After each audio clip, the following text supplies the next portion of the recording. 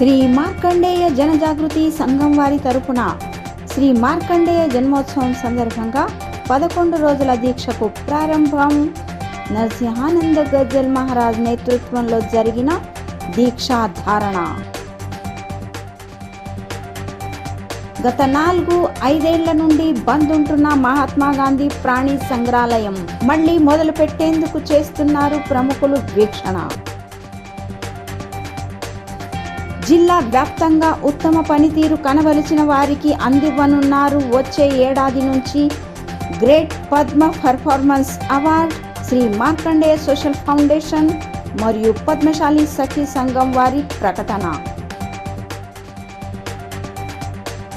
శ్రీరామచంద్రుని మూర్తి ప్రతిష్టాపన సంవత్సరం పూర్తి సందర్భంగా పంచముఖి హనుమాన్ మందిరంలో నెరవేరింది మహా ఆరతి. హిందూ రాష్ట్ర సేన వారి తరపున భక్తులకు ఇచ్చారు లడ్డు ప్రసాదం. మాఘివారి దిండి వేడుకకు 225 సంవత్సరాల ఉంది పరంపర. జిల్లా మొత్తం నుండి పంఢర్పూర్ కు 88 దిండీల ప్రస్థానం. ఆర్కే యోగిని ఫిల్మ్స్ ప్రొడక్షన్ ప్రైవేట్ లిమిటెడ్ నిర్మాణం చేసిన సాహస దృశ్యాలతో కూడిన సినిమా అంటేనే మిషన్ అయోధ్య. ఆ దృశ్యాలపై కొనసాగుతున్న చర్చలు.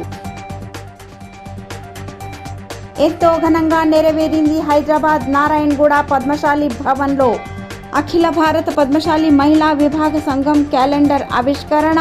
పెద్ద ఎత్తున హాజరైన ప్రముఖులు.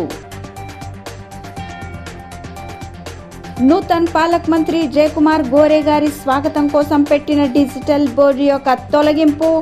పాలికపై నిప్పులు చెరిగిన కార్యకర్తలు. మహారాష్ట్ర కామ్గార్ సేన మరియు మాసాహెబ్ విడి ఘర్కుల్ సంస్థ తరపున స్వర్గీయ బాళాసాహెబ్ ఠాక్రే జయంతి సందర్భంగా చేసిన అభివాదన.